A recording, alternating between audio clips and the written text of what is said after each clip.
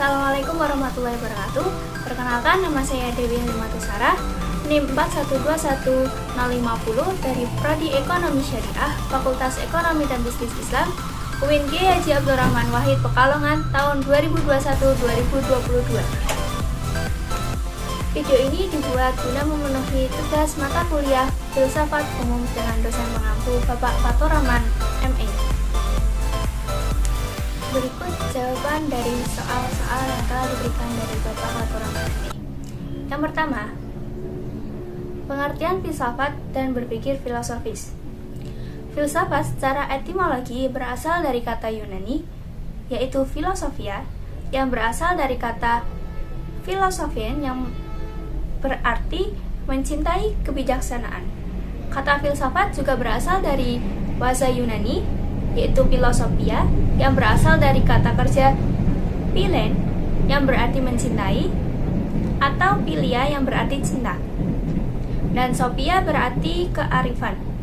Dalam bahasa Inggris disebut juga filosofi, yang biasanya diterjemahkan sebagai cinta kearifan. Nah, untuk berpikir filosofis itu sendiri yaitu berpikir untuk memahami kehakikat dari kenyataan dalam rangka menemukan kebenaran sejati. Yang kedua, jelaskan sejarah pertumbuhan filsafat dan persoalan-persoalan kefilsafatan. Ada beberapa periode. Yang pertama ada periode pra-Yunani kuno. Pada abad 65 Masehi, Yunani muncul dan lahirlah filsafat dan mulai berkembang suatu pendekatan yang sama sekali berkaitan. Yang kedua ada periode Yunani kuno. Periode ini penting sejarah peradaban manusia. Karena pada waktu itu terjadi perubahan pola pikir manusia dari mitologi, pola pikir manusia yang sangat mengandalkan mitos. Yang ketiga ada periode keemasan Yunani. Yunani kuno dipandang sebagai zaman keemasan filsafat karena pada masa ini orang memiliki kebebasan untuk mengungkapkan ide atau pendapat. Pada zaman ini tidak ada yang percaya lagi dengan mitologi sehingga disebut sebagai gudang ilmu. Yang keempat ada periode pertengahan. Pada periode ini berdirinya agama Kristen. Kehidupannya diarahkan pada alam sebagai tujuan akhir. Ilmu pengetahuan diarahkan pada agama atau teologi. Pemikiran filsafat ini juga disebut filsafat skolastik. Yang kelima ada periode Renaissance. Zaman di mana terjadi peralihan kebudayaan. Abad pertengahan mulai berubah menjadi kebudayaan modern. Manusia yang pemikirannya bebas, manusia ingin mencapai kemajuan hasil akhir atas usahanya sendiri, tidak didasarkan campur tangan nilai orang lain. Selanjutnya ada periode modern, ditandai dengan berbagai penemuan ilmiah. Perkembangan ilmu pengetahuan modern sesungguhnya sudah dirintis sejak zaman Renaissance. Selanjutnya ada periode kontemporer, berlangsung pada abad ke-20 hingga saat ini.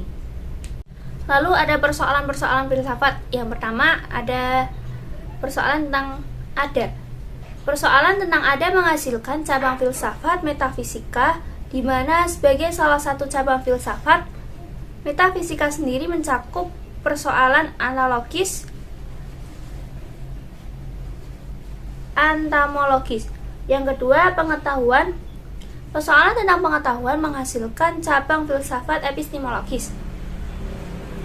Yang ketiga ada metode. Persoalan tentang metode menghasilkan cabang filsafat metodologi atau kajian dan penyusunan secara sistematik dari berbagai proses dan logis dengan percobaan dengan sistematis. Yang keempat ada penyimpulan. Persoalan tentang penyimpulan menghasilkan cabang filsafat logika atau logis. Moralitas. Persoalan tentang moralitas menghasilkan cabang filsafat etika. Istilah etika berasal dari kata etis yang berarti adat atau kebiasaan. Etika sebagai salah satu cabang filsafat yang menghendaki adanya aturan yang bersifat universal. Yang keenam ada keindahan. Persoalan tentang keindahan menghasilkan cabang filsafat estetika. Yang ketiga ada soal jelaskan cabang-cabang dan metode filsafat. Yang pertama, cabang-cabang filsafat. Ada metafisika, merupakan cabang filsafat yang berkaitan dengan proses analitis atas hakikat fundamental mengenai keberadaan dan realitas yang menyertainya.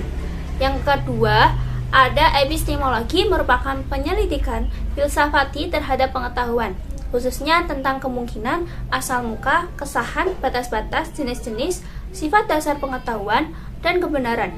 Hasil yang pasti ialah metafisika dan epistemologi saling tergantung secara logis. Yang ketiga, ada metodologi, merupakan ilmu-ilmu atau cara yang digunakan untuk memperoleh kebenaran, menggunakan penelusuran dengan tata cara tertentu dalam menentukan kebenaran, tergantung dari realitas yang sedang dikaji. Yang keempat, ada logika. Logika adalah yang berarti hasil pertimbangan akal pikiran yang diutarakan lewat kata dan dinyatakan dalam bahasa. Yang kelima, ada etika, yaitu suatu himpunan ide mengenai hal-hal yang baik atau buruk pada perilaku manusia dan hal-hal yang benar atau salah pada tindakan manusia. Selanjutnya ada estetika. Estetika adalah salah satu cabang filsafat yang membahas tentang keindahan. Estetika merupakan ilmu yang membahas keindahan, bisa terbentuk dan dapat merasakannya. Yang terakhir ada sejarah filsafat, merupakan bidang pengetahuan yang sangat luas dan merupakan cabang ketujuh dari filsafat sistematis dan membahas perkembangan filsafat dari masa yang permulaannya sampai sekarang.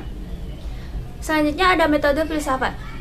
Metode kritis bersifat analisa istilah dan pendapat, kemudian disistematiskan dalam hermeneutika, interpretasi asas-asas metodologis yang menjelaskan keyakinan dan berbagai pertentangannya.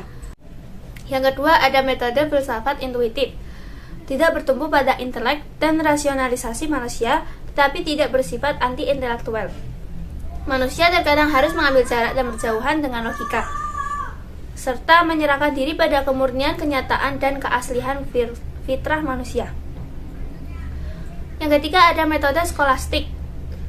Seseorang, atau biasanya seorang guru atau senior, akan membacakan atau mengutarakan suatu pokok bahasan filsafat. Kemudian pokok bahasan tersebut akan diberi penafsiran dan komentar oleh filsuf lain. Agar topik dipahami, semua istilah, ide, dan kenyataan dirumuskan, dibedakan, dan diuji dari segala sisi. Yang keempat ada metode filsafat matematis. Ada keteraturan dan ketersusunan alami dalam kenyataan yang berhubungan dengan pengertian manusia. Penemuan itu ditemukan dengan cara melakukan empiris rasional atau mencari hal nyata yang telah dialami oleh seseorang. Yang kelima ada metode empiris eksperimental. Metode yang hingga kini banyak dilakukan untuk mendalami ilmu pengetahuan. Hal tersebut karena ilmu pengetahuan tidak cukup untuk digeluti oleh logika dan rasio saja. Yang keenam ada metode transendental. Metode ini terjadi kesatuan antara subjek dan objek, kesatuan antara semua bentuk. Yang ketujuh ada metode dialektis. Tokoh terkenal metode ini adalah Hegel. Hingga terkadang metode ini disebut dengan Hegelian method. Nama lengkapnya adalah George William Friedrich Hegel. Selanjutnya ada metode fenomenologis. Adalah data sejauh disadari dan sejauh masuk dalam pemahaman. Selanjutnya ada metode filsafat eksistensialisme. Para tokoh eksistensialis tidak menyetujui tekanan Husserl pada sikap objektif. Bagi kalangan eksistensialis, subjektivitas manusialah yang pertama-tama dianalisa. Selanjutnya ada metode analitika bahasa. Metode ini meneliti dan membedakan permainan-permainan bahasa untuk mendapatkan keyakinan yang lebih baik. Juga menetapkan peraturan masing-masing bahasa agar tidak terjadi kekeliruan logis dan kesalahpahaman yang disebabkan oleh kerancuan makna kata. Soal yang keempat ada jelaskan hubungan filsafat dengan disiplin ilmu ekonomi. Ekonomi Islam dapat diakui sebagai disiplin ilmu karena memiliki basis epistemologi dan validitasnya telah diuji secara ilmiah. Adapun teori ekonomi Islam bersumber dari Al-Quran dan hadis, sedangkan filsafat ekonomi Islam bersumber dari agama atau ad-din. Selain itu, Ekonomi Islam juga membahas dua disiplin ilmu secara bersamaan, yaitu ilmu ekonomi, iktisad, dan fikih muamalah. Hasil penelitian ini mendukung temuan dari Rosalinda 2015 yang menunjukkan bahwa ekonomi Islam sebagai disiplin ilmiah jelas memiliki dasar epistemologis. Membahas epistemologi ekonomi Islam berarti meninjau asal-usul atau sumber ekonomi Islam, metodologinya, dan validitasnya secara ilmiah. Ketika berbicara masalah epistemologi ekonomi Islam itu berarti berbicara tentang sifat ekonomi Islam dan konsep dasarnya. Soal yang terakhir ada sebutkan dan jelaskan tokoh filosofi. Yang pertama ada Aristoteles pada tahun 365 sampai 323 sebelum Masehi. Aristoteles adalah filsuf Yunani, murid dari Plato. Dari sekian banyak murid Plato, Aristoteles merupakan yang paling berpengaruh dalam peradaban dunia. Ketika pengetahuan manusia masih terlalu umum dan luas, dia membaginya dalam subjek kategori berbeda, seperti fisika, metafisika, puisi, biologi, matematika, retorika, hingga politik. Aristoteles memang menjadi tokoh filsafat Yunani yang pengaruhnya dirasakan hingga saat ini. Yang kedua ada Socrates 469 sampai 399 sebelum Masehi. Socrates adalah seorang pemikir yang sangat berpengaruh dalam tradisi filosofi barat karena hasil atau buah pemikirannya. Salah satu gagasannya yang paling fenomenal adalah metode Socrates, yaitu suatu bentuk penelaahan filosofis dengan mengeksplorasi implikasi dari posisi lawan bicara untuk merangsang munculnya pemikiran rasional dan gagasan baru. Hingga akhirnya Socrates dihukum mati karena merusak keyakinan para pemuda akan dewa-dewa. Selanjutnya ada Plato tahun 427 sampai 347 sebelum Masehi. Plato adalah filsuf Yunani, murid Socrates yang memiliki pandangan filosofis sama seperti gurunya. Meski demikian, Plato merupakan seorang pemikir yang lebih sistematis dari gurunya. Salah satu hasil pemikiran Plato adalah tentang ide yang menurutnya ialah sebuah realitas yang sebenarnya dapat dikenali oleh panca indera apabila dari segala sesuatu yang ada. Plato juga merupakan pendiri dari Akademi Platonik di Athena, sekolah tingkat tinggi pertama di dunia barat. Dalam pandangan fisik, Plato setuju dengan pemikiran Pitagoras. Selanjutnya ada Zeno Siltium tahun 490 sampai 430 sebelum Masehi. Merupakan seorang filsuf kuno yang sedikit berbeda dari para filsuf lainnya. Ketika banyak filsuf menggunakan akal dan pengetahuan untuk menafsirkan alam, berbeda dengan Zeno yang justru menghabiskan waktunya untuk memikirkan paradoks gerak dan pluralitas. Zeno juga punya banyak paradoks yang dicetus sendiri, seperti konsep infinity yang kemudian diperdebatkan oleh para filsuf-filsuf generasi lainnya. Generasi selanjutnya ada Thales tahun 620 sampai 546 sebelum Masehi. Thales adalah seorang filsuf yang menghasilkan banyak buah pemikiran. Salah satunya, dia menyatakan bahwa air adalah prinsip dasar dalam bahasa Yunani segala sesuatu. Ia menjadi pangkal, pokok, dan dasar dari segala-galanya yang ada di alam semesta. Thales juga dinobatkan sebagai bapak filsafat kuno oleh para sejarawan. Nah, selanjutnya ada Pitagoras tahun 570 sampai 495 sebelum Masehi. Pitagoras adalah seorang ahli filsafat Yunani klasik dan perintis aliran Pitagoreanisme. Dia juga ahli matematika yang berhasil menciptakan teorema Pitagoras, salah satu perhitungan kunci dalam geometri. Banyak hasil pemikiran Pitagoras yang memengaruhi filsafat modern. Menurut laporan Athens Insider, Pitagoras merupakan cabang pertama yang mengajarkan jika bentuk bumi itu bulat. Selanjutnya ada Anaxagoras tahun 500 sampai 428 sebelum Masehi. Anaxagoras adalah seorang filsuf Yunani kuno yang kebanyakan buah pikirnya tentang realitas alam semesta. Ide-idenya cukup kontras dan bertabrakan dengan ideologi kontemporer sehingga membuatnya terasingkan, bahkan terancam nyawa. Anaxagoras meyakini bahwa realitas alam semesta berasal dari banyak prinsip, alias tidak ada yang murni sendiri. Selanjutnya ada Albertus Magnus tahun 1200 sampai 1280 dengan konsep pemikirannya tentang harga yang adil dan pantas. Maksudnya ialah dalam aktivitas tukar menukar barang harus dilakukan dengan logis tanpa unsur melebih-lebihkan biaya yang sebenarnya tidak perlu diperhitungkan.